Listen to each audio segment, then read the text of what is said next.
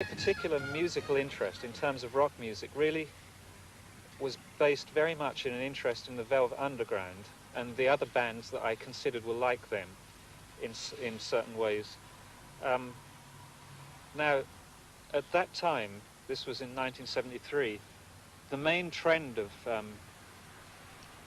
British pop music, if you like, seemed to be a continuation of the Beatles, Rolling Stones, late 60s feeling of some kind of an accent on melody and an accent on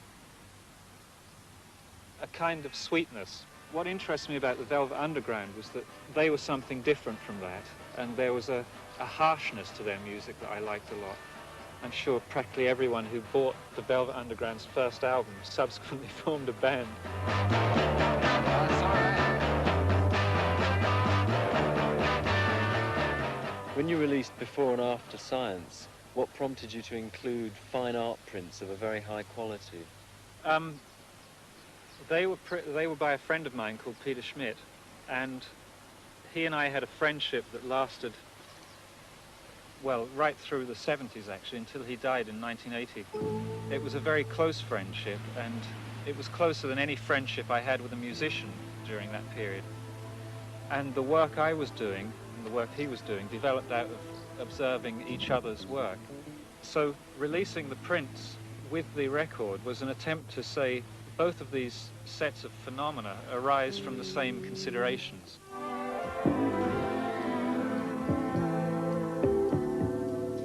With the series of ambient albums that you did you have a goal in mind? What did you want those albums to achieve?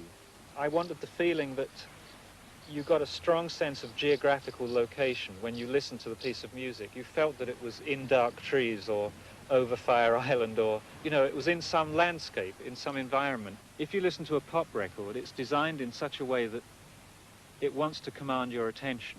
It wants to arrest your attention for a while. I thought that it was interesting to make music that offered you more choices than that. Music where you could be completely engaged, or that you could move out of, but that would still carry on in the background. Again, this was widely interpreted as being background music. That isn't what I meant. I meant background or foreground music. I meant music that could stand in any relationship to you.